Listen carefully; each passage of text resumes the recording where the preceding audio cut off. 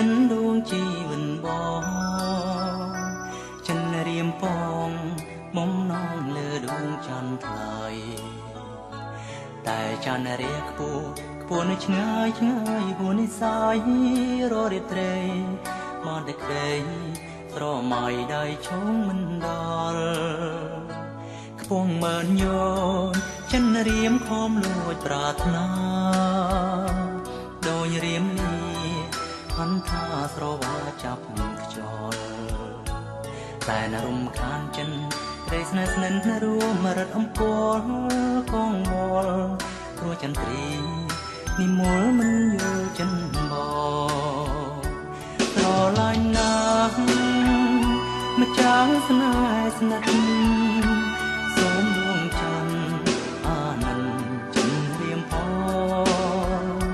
ថ្ងៃណាទៅទើបយល់បំណងថាចិនបងមានបំណងស្មងចន្ទ្រីរាត្រីនេះ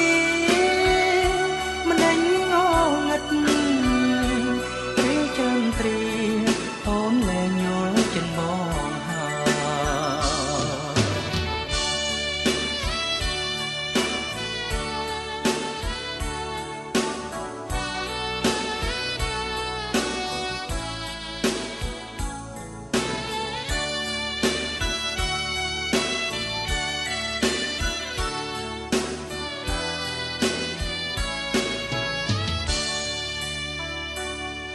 ដួងច័ន្ទ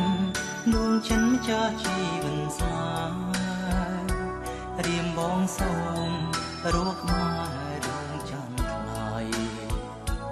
បើខ្ពស់ម្លឹងតើឲ្យរៀមរួមរំពឹងអ្វីរស់រាត្រីសូមតែស្រី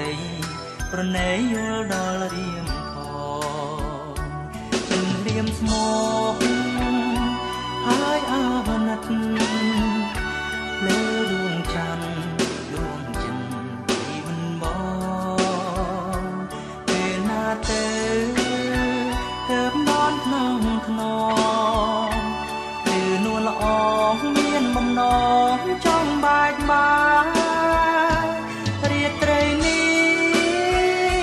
មិនដេញងងឹតពេលចន្ទ្រីអូនលែងយល់ចិនបងស្រឡាញ់ណាស់ម្ចាស់ស្នេហ៍ស្និទ្ធសូមដួងច័ន្ទ